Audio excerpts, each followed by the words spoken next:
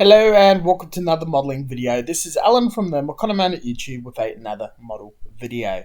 Today reviewing and testing out the Mr. Colour 188, 189 flat base, rough and smooth. GX144 Mr. Colour flat clear will be used in tandem. Application via the APR 150 wireless airbrush, all thinned with premium lacquer thinner from a budget local source. The test pieces are curated sanded plastic spoons with a coat of GX metal black, which is already a fairly glossy surface. This test imitates a bland polished surface from an injection molded part such as an aircraft piece or a Gundam armor part. Flat base is an additive and will be mixed with a variety of clear mediums.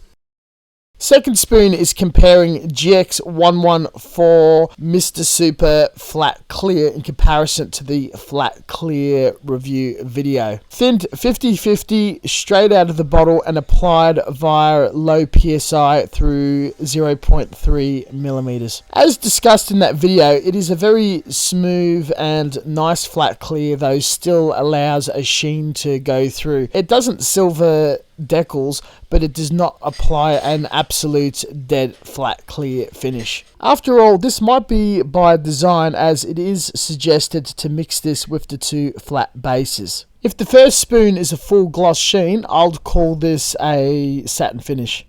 Flat base is a solid pigment additive that you'd apply to a finish or a paint and is far thicker than viscosity of a clear finish or a paint. This test will be adding flat base smooth, which has an equal part to GX114 flat clear and 2 part lacquer thinner to 1 part mixed slurry, to make it fairly thin and easy to apply. In a couple of coats on this 70-second glossy tank, the decals have been sufficiently sealed without silvering, and the pigment and finish of the surface is ideal to apply further decals on or a sludge wash, pin wash without issue. The application is done very lightly by pulling the airbrush far and dusting on where the finish is virtually drying upon contact to the surface to distort and frost up the gloss finish.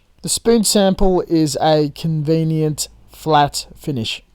The next spoon is a convenient mix of GX114 flat clear and flat base rough. Consistency is very similar, and I mixed at the same ratio of half clear, half flat base, and then 2 parts thinner to that slurry. Application is the same as a light dust on via low PSI airbrush, and again we have achieved a very convincing, very dead flat finish that is similar to the Guy Notes flat clear that I like so much. Ideally, yet not visible, this finish should be ideal for applying pigments and trapping them in to be flat cleared at a later date. We will test this later on.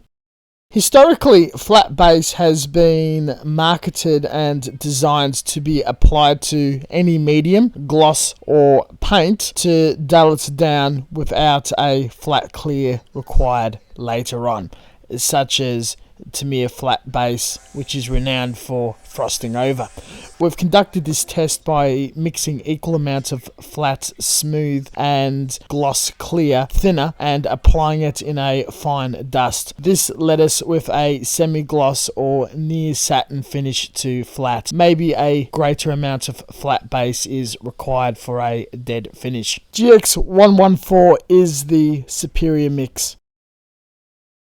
However, you can save a lot of work and steps by spraying a lot less by adding either the smooth or rough base straight into all of your paints, or one clear to achieve your final finish. Maybe the rough for your paint to weather directly over it, and all of your clears with the smooth to do any washes or decal work. This test was conducted with equal part gloss, flat base rough, and 2-part thinner to the mix, spraying exactly the same. At this stage, I'm noticing that the rough base seems to be intense, dead flat matte sheen or lack of sheen than the smooth variant.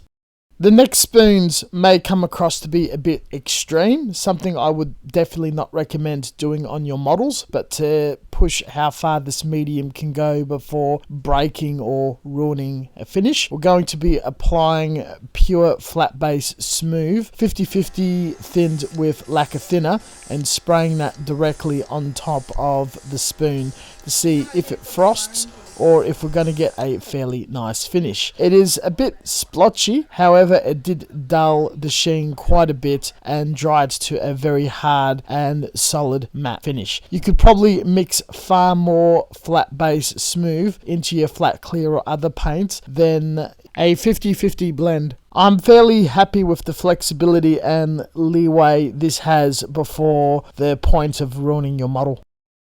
Conducting the exact same test on the flat base rough, 50-50 with thinner, straight into the airbrush and sprayed low PSI dusting on. While applying, it went on clear and showed no issues or problems. As it dried and finished at a chemically hardened state, it completely frosted over and ruined the finish, a lot like the old Tamiya acrylic matte base used to do if you applied far too much or applied it straight onto a surface. This you would have to be a bit more careful with when mixing with your paints and clears. A 50-50 is definitely safe. In conclusion, they are far from the same product and behave completely differently.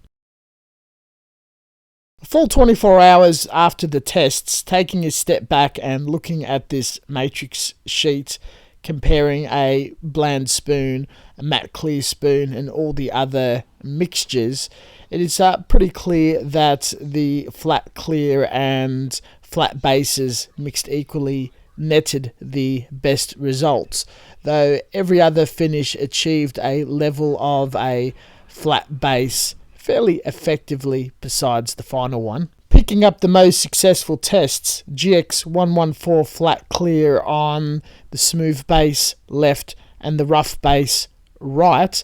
The sheens and the intensity are exactly the same visually with the ideal mixture of 50-50. One of my biggest issues with weathering, pigment, weathering pencils, all of that is it doesn't stick to a smooth surface and blows off from air pressure of an airbrush, or dissolved by solvents from the airbrush or pigment fixative that Mr. Hobby, AK, all that would sell. You'd have to overweather and hope that enough is left behind when sealed. With a Q-tip, I applied makeup pigment on the rough and smooth spoon. The rough captured it and embedded it a lot easier with a more intense colour. Via airbrush, I sprayed 50-50 flat clear GX114 and thinner onto the spoons and allowed to dry as if I was weathering and doing a final seal coat to protect everything. As an absolute game changer and to my complete surprise, the rough base on the flat clear retained almost all the pigment as per I've applied it, meaning things like the Tamiya Weathering Master Set and all these pigments we dust on to the edge or create streaks is all back on the menu and far easier to control. This is an absolute game changer to how I'll be approaching my weathering and adapting this product into my repertoire and tool set of mediums. All the other finishes and mixes of rough base was also fairly effectively, though the smooth base not so much. Behaved like any other flat clear I've ever applied on top before. In conclusion, that's it. the mixing of your own custom flat clear for whatever you need is fairly possible and a bit easy to mix if you're prepared to blend your own paints and muck around a bit with base flat pigments. Thank you very much for watching. As always, until next time, stay tuned for further content, and look forward to future build videos where I'll be a little more heavier and complex with my weathering schemes. Catch you guys later.